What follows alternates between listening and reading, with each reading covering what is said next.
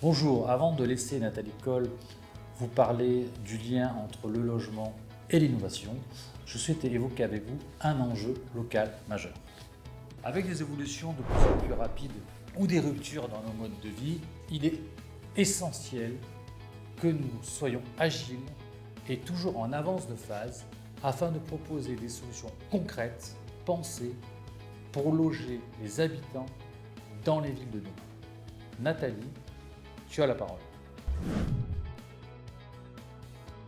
Écoutez, le logement est à la croisée de plusieurs chemins, puisque ça relie l'architecture, la technique, le financier, le social, la solidarité.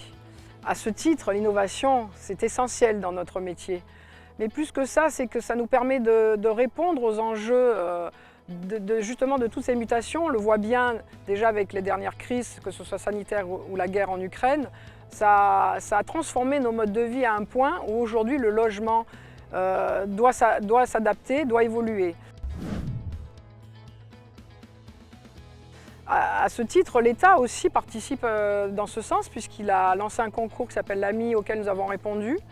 Nous avons été lauréats parmi une centaine d'autres promoteurs.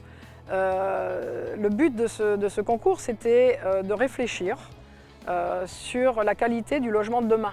Donc on y est bien.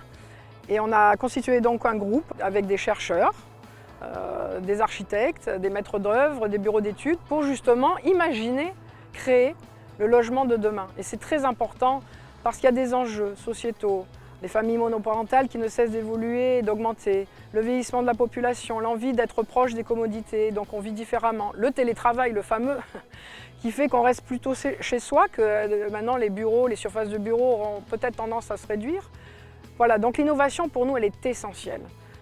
Il faut garder l'esprit ouvert, accompagner les évolutions et se projeter dans l'avenir. On construit les villes de demain. Attachés à cela, les modes de circulation, de fonctionnement. Aujourd'hui, on est dans le partage, donc on crée des espaces partagés, on n'en crée plus. On essaye de réagrandir les logements puisqu'on y reste plus longtemps par le télétravail. Voilà, il faut sans arrêt se remettre en cause, mais à une vitesse incroyable alors qu'on est dans une temporalité d'exécution extrêmement longue.